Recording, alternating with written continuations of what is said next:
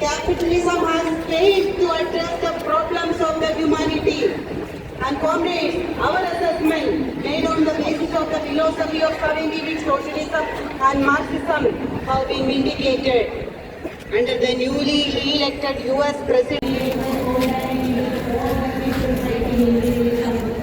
නැවත වතාවක් මතක් කරමින් ඔබ ඉතිහාසය වෙනස් කරපු පරම්පරාව ඔබ ඉතිහාසය අලුත් ලියන පරම්පරාව කියන එක නැවත වතාවක් මතක් කරමින් මම අවසන් කරනවා ඔබ සියලු දෙනාටම ජය වේවා ජාත්‍ය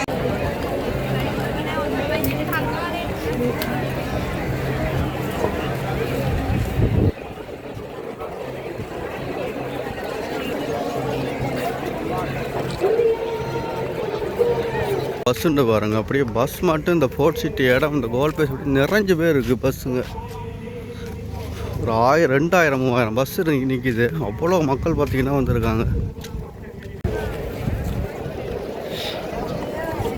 ரெண்டு சைடும் பாருங்கள் அவ்வளோ மக்கள் உண்டு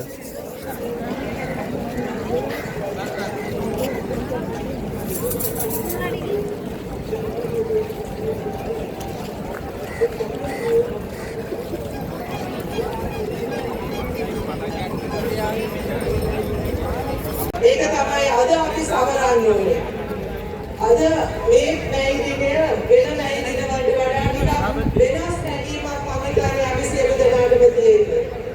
අපි අරගල හරහා නැයිදිනේට ආවම අපි ඉල්ලීම් කරන්නේ අරගොල්ලන්ගේ අරගොල්ලන්ගේ ආණ්ඩුවලින්. අද අපි මහින්දානේ මේ දිනේ නැහැ. මේ දින අද අපි සමරන්නේ අපේ ජයග්‍රහණය මේ ඓතිහාසික ජයග්‍රහණය. ඒ ජයග්‍රහණය ලබා ගත්තේ ලංකාවේ අපි විතරක් නෙවෙයි.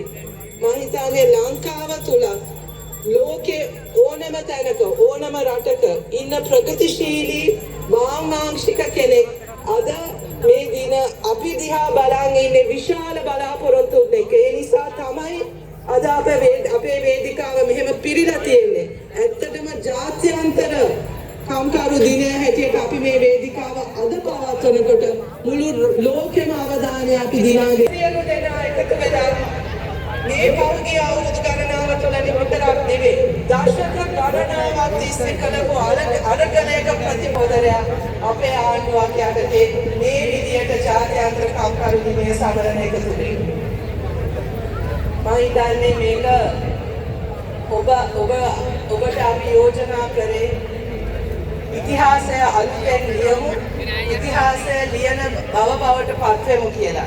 ඇත්තට මේක අද සිද්ධ වෙලා තියෙන්නේ.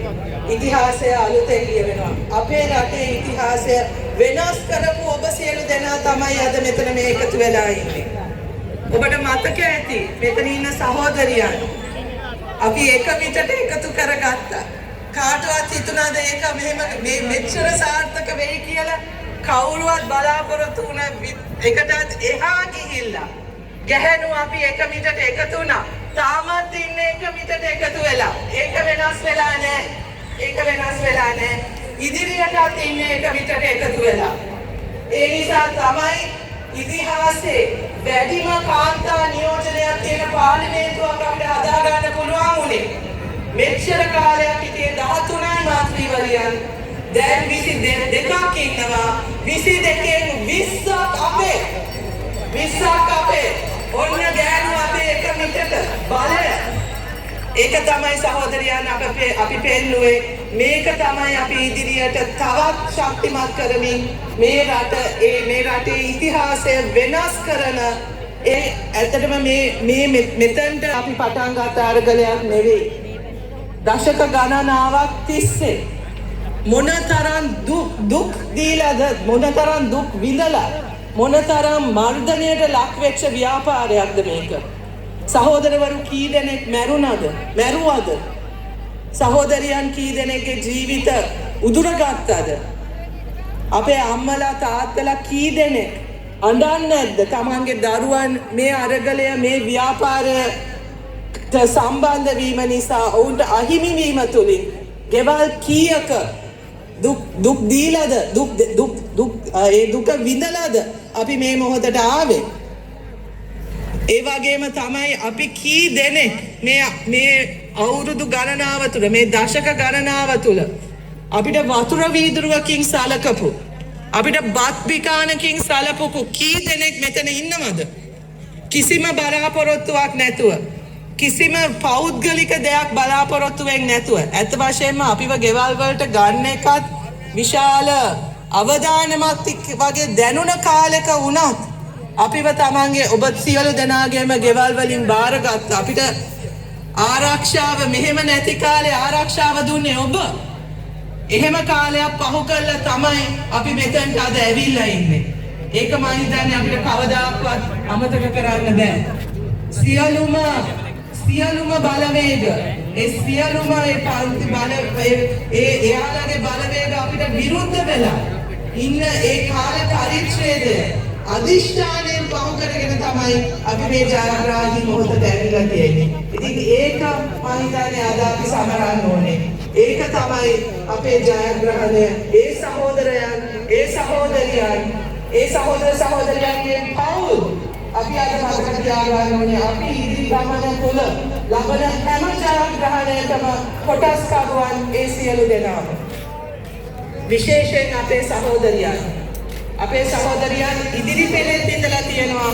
ගෙවල් වල ඒ පවුල් වල සමාජිකයන් මේ දේශපාලන ව්‍යාපාරයට ගියාම ඒ සියලුම වගකීම් බාර අරගෙන ඒ සියලුම මර්ධනයන් ඉවසගෙන ඒ හිටපු සහෝදරයන් අපි අද මතක් කරන්න ඕනේ.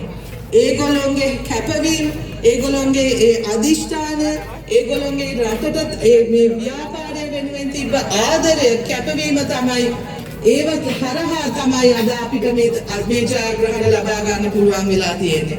ඒක අපිට කවදාකවත් අමතක කරන්න බෑ. ඒතකොට දැන් අපිට තියෙන්නේ අනාගතය ගැන සුබ ලකුණු. අපි සියලු දෙනා මේ ව්‍යාපාරය මේ ජයග්‍රාහී මොහොතට ගෙනාවු ඒ අදිෂ්ඨානය, ඒ කැපවීම, අපේ මිනිස්සු පිළිබඳ තියෙන අසීමිත ආදරයත් ඒ හරහා තමයි අපි මේ රට හදන්නේ. ඒක තුලින් තමයි අපිට විශ්වාසය තියෙන්නේ කවදා හරි අපි මේ රට හදනවා. අපි අර අනුර සහෝදරයා පොරොන්දු වුණ විදියටම මේ දුක තව පරම්පරාවකට බාර දෙන්නේ. අපි බාර දෙන්නේ දියුණු රටක්. අපි බාර දෙන්නේ සංවර්ධිත රටක්. අපි හදන්නේ අපිට වඩා දහස් වාරයක් දක්ෂ, දහස් වාරයක් අපිට වඩා ඉදිරියෙන් ඉන්න පරම්පරාවකට අපි මේ රට බාර දෙන්නේ. ඒ රට අපි හදනවා. ඒක අනිවාර්යයි. ඒක කාටවත් ඒක ගැන කිසිම සැකයක් තියාගන්න ඕනේ නැහැ. ඒ නිසා ඔබ සියලු දෙනාටම මම අසීමිත ඒ ආදරය පුද කරන අතර ඔබ සියලු දෙනාට අපිට මේ විදියට ශක්තියක් දීම පිළිබඳව, අපිට මේ විදියට ධෛර්යයක් දීම පිළිබඳව, මේ රට ගොඩනගන්න ඔබ තුල තියෙන ඒ කැපවීම පිළිබඳව දහස් වාරයක් ස්තුතිවන්ත වෙමින් ඔබ සියලු දෙනාටම අපේ රටේ ඉදිරි ජයග්‍රහණවල කොටස්කරුවන් වෙන බව නැවත වතාවක් මතක් කරමින් ඔබ ඉතිහාසය වෙනස් කරපු පරම්පරාව, ඔබ ඉතිහාසය අලුතින් ලියන පරම්පරාව කියන එක නැවත වතාවක් මතක් කරමින් මම අවසන් කරනවා. ඔබ සියලු දෙනාටම ජය වේවා. ජාත්‍යන්තර කම්කරු දිනයට ජය වේවා. බෙහෙවින්ම ස්තුතියි.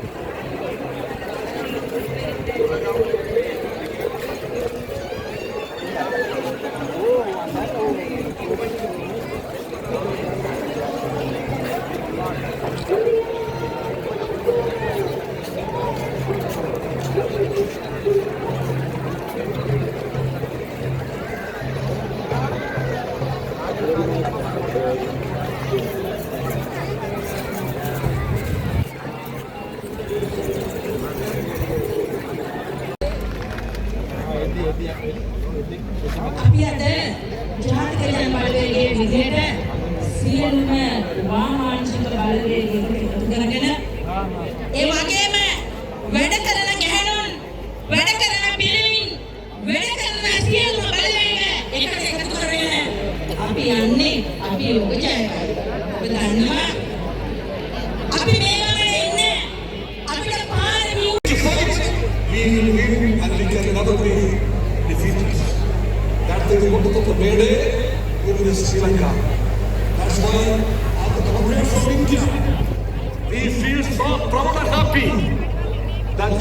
us. This Muhammad, that's the question of the comrades, women and men, young and old. We celebrate the heart and hands.